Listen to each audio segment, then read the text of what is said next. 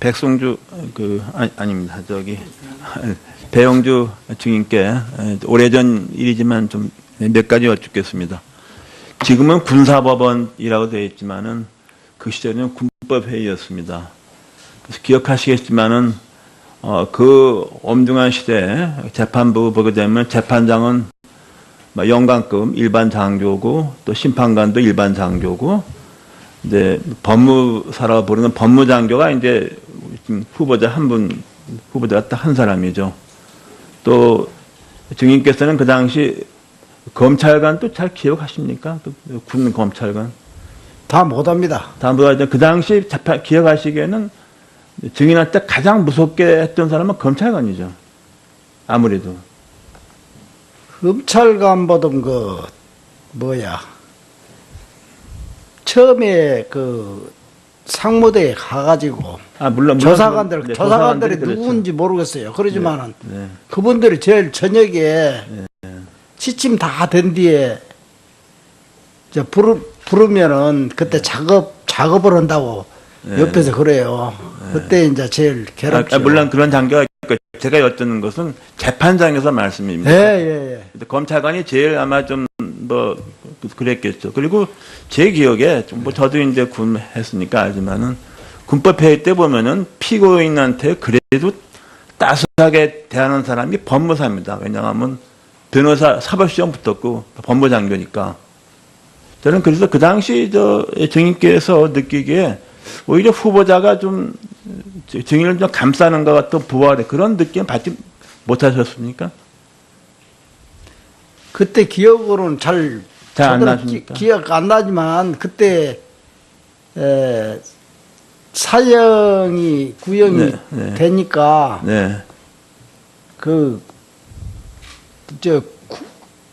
국선 변론이 그때 쓰더만요. 근데 국선 변론도 말 몇 자리 물어보다고 난 저에게는 말 한 자리 별로 물어보지도 않고 그랬어 그런 식으로 그렇게 넘어가대요. 그래서 국선이 저런 같구나 그렇게 생각했죠. 근데 통상적으로 국선 변호인 같은 경우가 보등군법회의 때 법무 장교하지 않고 우리 그 당시 군법회의 보면은 법률에 소양이 있는 일반 장교가 그 국선 변호인을 하게 되어 있습니다.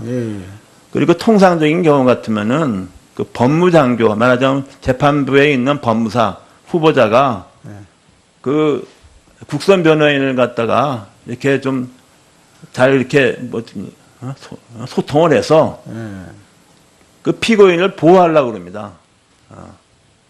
제 경험이 그렇습니다. 근데 그런 기분을 전혀 못 느끼셨습니까? 그 당시? 지금 이제 세월이 많이 흐르다 보니까 그때 기억이 뚜렷이 누가 나를 감싸주고 그런 그런 분위기가 전혀 없었습니까? 그런 것을 못 느꼈어요. 근데 그것은 좀 아무리 군법회의라 하더라도 제 상식에 좀 어긋나는데 그게 아마 광주 그 민주화 운동 흔히 말하는 광주 사태라는 여파 때문에 아마 그런 좀 것이 있었다고 봅니다. 그래서 그렇게 되면은 제가 상식적으로 볼 때 안타까운 것은 그 당시 증인을 그나마 보듬어 줄 수 있었던 사람은 제가 볼 때는 후보자입니다. 그리고 후보자가 국선 변호인 이른바 법률에 소양 있는 장교 그게 뭐냐 그러면은 대학을 이제 법과대학을 나오는데 고시 안 되고 일반 장교 저 같은 사람도 그래서 저도 군대에 있을 때 국선 변호 많이 했어요. 법률에 소양 있는 장교라서. 그러면 항상 법무사하고 소통을 해서 피고인을 보호합니다. 피고인 보면은 다 어려운 사람들이에요. 그런데 그 당시에 그때 제가 여쭙는 것은 후보자가 그 정도의 노력은 할 수 있었다고 보는데 별 그런 기억이 안 나십니까?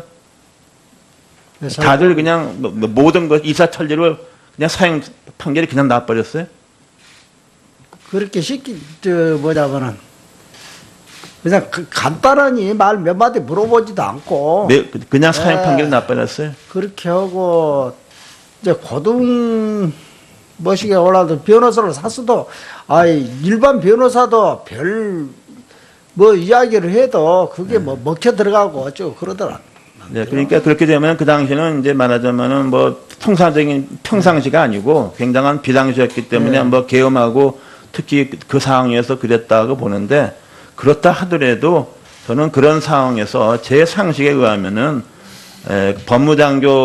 법무사인 후보자와 국선 변호인 그 장교와 어느 정도 소통이 있으면은 그런 상황에서도 최소한도의 피고인을 좀 보듬어주고 좀 그렇게 할 수 있는 가능성은 나는 좀 있지 않았나 하는 그런 생각이 듭니다. 그래서 제가 한번 그 말씀을 한번 드리는 겁니다. 그리고 지금 뭐 제가 느끼니까 제가 보기에 뭐 그 당시 이제 재판장 그 사형 판결의 재판장은 지금 후보자가 아니고 뭐 중량이가 대령 계급장 타는 그 재판장이죠. 언더를 내린 사람. 그 계급도 잘 잘 모르지만 제가 그 중령 아니면 대령이었을 겁니다. 예. 근데 그 사람의 얼굴도 기억 못 하시나요? 안 나오는데 다만 후보자는 그 당시 그냥 스킵 봤지만은 요새 그냥 헌법재판소장에는 어마어마한 그 자리에 오르니까 그때 이제 기억이 나신 거군요. 네. 그때 기억에는 전혀 없어요. 네, 전혀 없군요. 쳐다보지도 못하고. 쳐다보지도 못하고. 예. 그리고 제가 지금 그 얘기를 들어보니까,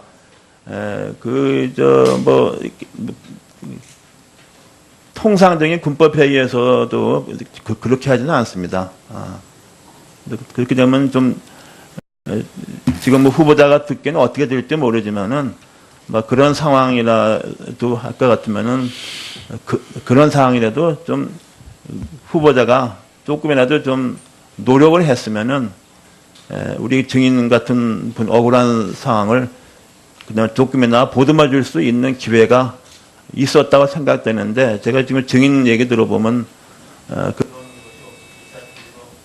재판이 진행됐다는 그런 느낌을 받게 됩니다. 오래된 일이라서 그렇지만 그런 생각을 하게 됩니다. 감사합니다. 네, 이상돈 의원님 수고하셨습니다. 진선미 의원님 질의해 주시기 바랍니다. 네, 저도 배용준 증인께서 겪었어야 했을 그 엄청난 고통에 대해서 정말 뭐라고 위로의 말씀을 드려야 할지 모르겠고, 또 그런 희생, 또 그런 항쟁 덕분에 우리나라 대한민국의 민주주의가 그래도 이만큼 발전했다라는 것에 대해서 진심으로 감사드립니다. 이따 끝나고 더 정중하게 인사드리고 싶습니다. 그렇게 배용주 증인의 그런 젊은 시절의 삶을, 그리고 수많은 5.18 희생자들의 그런 삶을 망가뜨린 주범이 누구라고 생각하십니까? 네. 5.18의 주 책임자가 누구입니까? 군인이었죠, 군인. 그렇죠. 또 전두환 계엄사령관. 그렇죠. 계엄사령관이 누구였죠? 올라가자면 그렇게 이야기하죠. 그렇죠. 그 전두환 그 당시 대통령이 가장 큰 책임자이죠. 그런데 그 전두환 회고록을 통해서 5.18 발포 명령을 하지 않았다라고 이렇게 부인을 했습니다. 그 얘기를 들었을 때 증인은 어떤 기분이셨습니까? 좀 가까이 말씀해 주실. 네. 그때 발포 명령이 없이는 하부에서 그 총을 국민에게 겨눌 수가 없죠. 누가 했더니 했지. 네. 그렇게 생각합니다. 네. 우리 엄청난 현대사의 비극인 5.18에 대한 여러 가지 진상 규명이나 그런 조치들이 충분하다고 생각하십니까, 지금? 충분하고 그런 것을 떠나서 이제 세월이 많이 흘렀으니까 그걸 참작을 해서 앞으로 그런 일을 다시는 안 돌아오고 그렇게 했으면 좋겠습니다, 저는. 맞습니다. 그런 일이 다시는 발생해야 안 해야 되는 거죠. 그래서 이번에 5.18 기념식에 혹시 참석하셨습니까?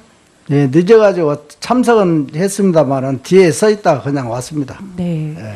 그때 직접 그러면 못 들으셨더라도 나중에 기사를 통해서라도 그날 새롭게 대통령에 취임한 문재인 대통령께서 어떤 내용을 말씀하신 거 기억하세요?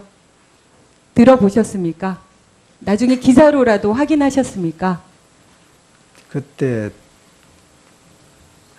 나중에 내가 이야기를 잘 못 얻었네요. 네. 예, 아니 네. 듣고 그때는 뭐였지만은 네. 이야기를 제가 어떻게 네. 해서 못 얻었네요. 네, 예, 그러면 들었습니다. 네, 예. 질문을 바꿔서 해보겠습니다. 이번 5.18 기념식에서 문재인 대통령이 새롭게 5.18 정신을 헌법에 담겠다 이렇게 말씀하셨거든요. 그러면 저는 증인께서 오늘 이렇게 어렵게 이 자리에 오신 것은 그만큼 5.18을 겪게 된 사람들의 고통을 또 대변하실 수 있는 좋은 기회라고 생각합니다. 그래서 증인께서 그 당시에 그렇게 어려운 상황에 한 거를 하셨던 그 이유, 그리고 5.18 정신의 취지가 뭔지, 그것이 헌법에 담겨져야 되는 그 의미를 조금이라도 말씀해 주실 수 있을까요? 그걸 잘 모르겠어요. 네. 잘 모르시겠습니까? 네. 네. 알겠습니다. 정치에나 뭐 그런 관심이 없고 우선은 그냥 먹고 살기 바쁘니까 일에만 열중하고 있습니다. 네. 네. 네, 알겠습니다. 맞습니다. 그렇게 증인 같은 일반 우리 국민들이 신경 안 써도 되게 정치인들이 그 모든 일들을 다 정리해내고 제대로 된 조치를 해야 되는데 그것들이 제대로 되지 못하고 있는 것에 대해서 다시 한번 죄송스럽게 생각합니다. 네. 그러면 박대규 참고인에게 묻겠습니다. 네. 사실 저는 박대규 참고인을 증인으로는 또는 참고인으로 소환하는 것 자체가 위헌의 여지가 있다라는 생각을 했던 사람입니다. 지금 우리가 많은 분들이 얘기하시는 핵심은 네. 헌법재판소장 후보자가 헌법재판관으로서 본인의 소신에 부합하는 소수 의견을 네. 제시했다는 그 사유 때문에 그것이 헌법재판소장의 임무를 수행하는데 어떤 식으로든 안 좋은 영향을 미칠 수 있다라고 얘기하고 있는 그 지점에 대해서는 얘기해 주실 수 있습니까? 의견을? 제가 감히 뭐 말씀드리기 그렇지만 그 소수 의견을 내신 분이시면 다른 분이 또 소수 의견 내시는 것에 대해서 충분히 오히려 재판관님들끼리 평의하실 때 더 활발하게 그렇게 토론하고 그렇게 할 수 있는 측면도 있지 않나 이렇게 감히 그런 측면 말씀드리겠습니다. 네. 그러면 지금 현재 헌법재판소장 후보자께서 권한대행이시죠? 네. 그러면 3개월 동안에 일정하게 업무 수행이나 여러 가지 과정에서 예. 어떤 불상사가 있었거나 문제가 있었나요? 아니, 전혀 없습니다. 예, 없습니다. 그러면 본인이 어떻게 보면 헌법재판소에서 근무하고 있는 네. 분이시기도 하니까 정말 필요한 헌법재판소장으로서 꼭 이것만은 필요하다라고 생각하는 건 어떤 성품이나 어떤 요인이 있어야 된다고 생각하십니까? 그 균형 감각과 다른 분의 의견을 경청할 수 있는 그런 자세가 필요하지 않나 그런. 감히 그렇게 네, 지금 이거는 말씀드리는 변론도 말 몇 자리 물어보다고 난 저에게는 뭐 말한 자리 별로 물어보지도 않고 그랬어 그런 식으로 그렇게 넘어가대요. 그래서 아 국선이 저런 같구나 그렇게 생각했죠. 근데 통상적으로 네. 국선 변호인 같은 경우가 보등급법 회의 때 네. 법무 장교하지 않고 우리 그 당시 군법에 보면은 법률의 소양이 있는 일반 장교가 그 국선 변호인을 하게 되어 있습니다. 네. 그리고 통상적인 경우 같으면은 그 법무장교, 말하자면 재판부에 있는 법무사 후보자가 그 국선 변호인을 갖다가 이렇게 좀 잘 이렇게 소통을 해서 그 피고인을 보호하려고 그럽니다. 제 경험이 그렇습니다. 근데 그런 기분을 전혀 못 느끼셨습니까? 그 당시? 지금 이제 세월이 많이 흐르다 보니까 그때 기억이 예. 뚜렷이 뚜렷이, 누가 예. 나를 감싸주고 그런 그런 취침 다 된 뒤에 이제 부르면은 그때 작업을 한다고 옆에서 그래요. 그때 이제 제일 괴롭죠. 물론 그런 장교가 있고 제가 여쭙는 것은 재판장에서 말씀입니다. 예. 검찰관이 제일 아마 좀 뭐 그랬겠죠. 그리고 제 기억에 좀 뭐 저도 이제 군했으니까 알지만은 군법 회의 때 보면은 피고인한테 그래도 따스하게 대하는 사람이 법무사입니다. 왜냐하면 변호사 사법시험 붙었고 법무장교니까. 저는 그래서 그 당시 증인께서 느끼기에 오히려 후보자가 좀 증인을 좀 감싸는 것 같은 부활의 그런 느낌 받지 못하셨습니까? 그때 기억으로는 잘 안 저도 나십니까? 기억 안 나지만 그때 사형이 구형이 네. 되니까 네. 국선 네. 국선 변호인. 변론이 네. 그때 멋스더만요. 근데 네. 국선 이사철리로 그냥 사형 판결이 그냥 나버렸어요? 그렇게 쉽게 뭐냐면은 그냥 간단하니 말 몇 마디 물어보지도 않고 그냥 사형 네. 판결이 나버렸어요? 그렇게 하고 이제 고등 머시기에 올라도 변호사를 샀어도 일반 변호사도 별 뭐 이야기를 해도 그게 뭐 먹혀 들어가고 어쩌고 그러더라.